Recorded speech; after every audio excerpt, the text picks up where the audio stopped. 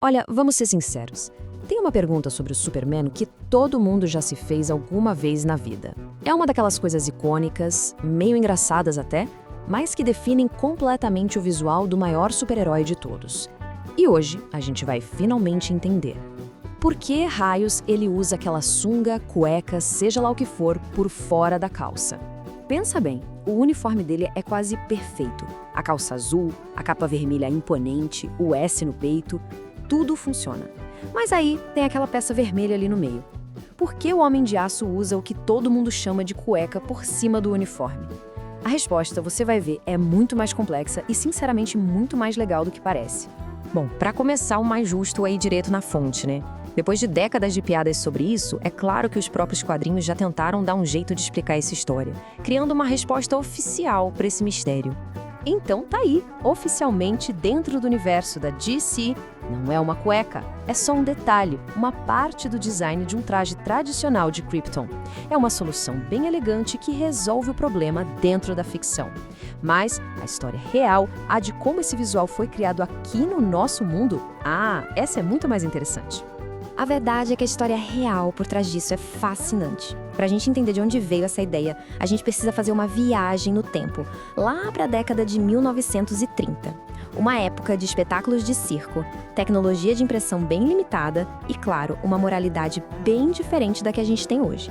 E a principal inspiração para o traje do Superman não veio de um planeta alienígena super avançado, não. Veio do picadeiro do circo. Mais especificamente, dos homens fortes, os strongmen, que eram as grandes estrelas da época. Naquela época, esses artistas de circo, os homens fortes, eram o símbolo máximo de poder, de força física. E os criadores do Superman, Jerry Siegel e Joe Shuster, olharam para eles e pensaram, é isso. Eles se basearam diretamente nessa estética para criar um personagem que, só de olhar, todo mundo em 1938 entenderia que era absurdamente forte. E quando a gente olha os elementos, a ligação fica óbvia, né? A malha coladinha para mostrar os músculos, as botas de apresentação, o cinto e, claro, os calções por cima da malha. Cada pedacinho do uniforme do Superman foi tirado diretamente do visual desses artistas. Era basicamente o código visual para força nos anos 30. O genial Grant Morrison, que entende tudo de quadrinhos, resumiu isso perfeitamente. O visual não foi um acaso, de jeito nenhum. Foi uma escolha pensada para que o público daquela época olhasse para o Superman e na hora pensasse: uau, esse cara é a pessoa mais forte que eu já vi. Mas calma lá, que a inspiração no circo é só uma parte da história. A verdade é que existiam também motivos bem práticos, tanto técnicos quanto morais, que fizeram com que os calções fossem quase uma obrigação naquela época. O primeiro problema era puramente técnico. A qualidade de impressão dos gibis nos anos 30 era, sendo bem gentil, precária. O papel era barato, as cores eram poucas. Se desenhassem o Superman todo de azul, como a gente vê aqui, o risco era virar uma mancha azul sem forma na página. Aquele vermelho no meio era crucial. Ele quebrava a silhueta, dava a definição, mostrava onde terminava o tronco e começavam as pernas. Então, olha que genial! Os calções resolviam dois problemas de uma vez só. Primeiro, o contraste visual, que era essencial para a tecnologia de impressão da época. E segundo, uma questão de modéstia.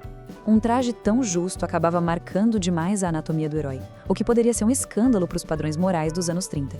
Os calções eram a solução perfeita para manter o herói apropriado para toda a família. E foi assim, dessa mistura de inspiração de circo com necessidade prática, que uma simples escolha de design para um único personagem acabou virando o padrão, o modelo para todo um gênero de super-heróis que estava prestes a explodir no mundo todo. E olha que curioso, o Superman não foi o primeiro a usar esse visual. O Fantasma, em 1936, já tinha algo parecido. Mas foi o sucesso absurdo do Superman, em 38, que transformou isso numa regra. Tanto que, no ano seguinte, quando o Batman foi criado, a fórmula já estava pronta para ser copiada. A partir daí, virou um padrão. O Batman é o exemplo mais claro disso. A estrutura do traje clássico dele é exatamente a mesma.